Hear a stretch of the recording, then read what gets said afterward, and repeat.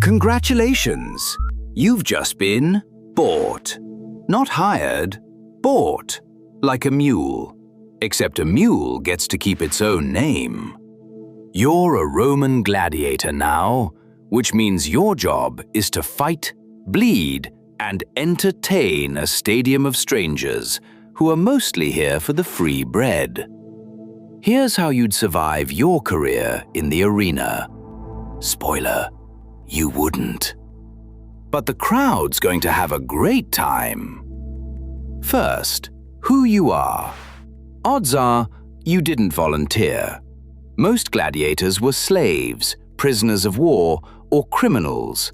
Men Rome decided were worth more dead in front of an audience than alive doing literally anything else.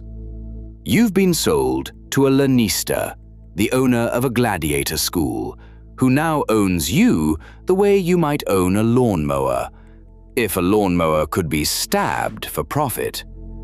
Welcome to the Ludus, your school, your barracks, your prison, and probably the last address you'll ever have. You're an expensive, sharpened investment, so they'll train you hard and lock you up tight. On day one, you swear the gladiator's oath, to endure being burned, chained, beaten, and killed by the sword. That's not dramatic license, that's the actual wording. You stand up, out loud, and formally agree to be killed. Orientation here is a little different. Now, the food. You'd expect a warrior's diet, meat, protein, the works. What you get is barley. Mountains of barley, beans, and a chalky tonic brewed from ash and burnt bone for the calcium. The Romans literally nicknamed gladiators horderii, the barley men. The goal was to grow a thick layer of fat over your muscle, so that when a blade opened you up, it hit padding instead of anything you needed, and the crowd got its blood without losing you too early. You're being fattened. Just, tragically, not for a feast. Here's a twist, though. You probably won't die every single fight. Trained gladiators were expensive, so plenty of matches ended in surrender, not death. Hollywood oversold the everybody dies bit. The problem is that not every fight is a long way from safe. Roman medicine, plus an open sword wound, plus a hot Mediterranean summer, equals infection. And infection doesn't care how brave you were.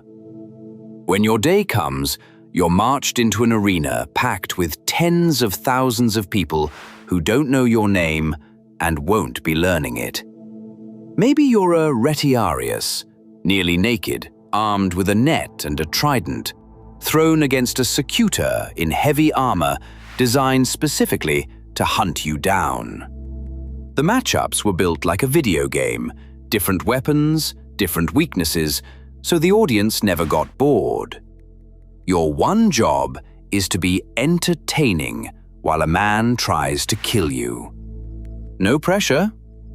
And if you lose but survive the hit, it's not your call whether you live. It's the call of the man paying for the show, reading the mood of the crowd. A gesture, a roar, and you either walk out of the sand or you don't. Your entire life comes down to whether 40,000 strangers found you fun enough to keep. It's the worst customer satisfaction survey ever designed, and you are the product being reviewed. It wasn't all grim, to be fair.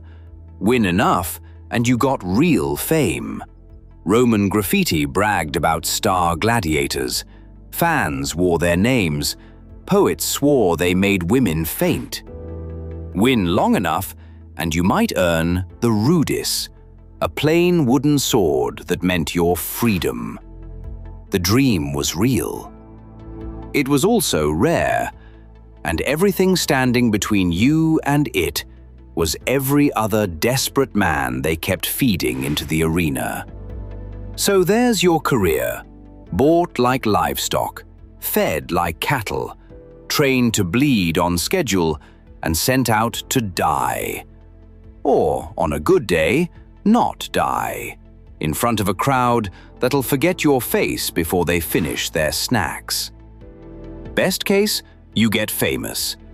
Most cases, you get a shallow grave and a line in somebody's betting ledger. That's your life as a Roman gladiator. You'd last one fight if the crowd was in a generous mood.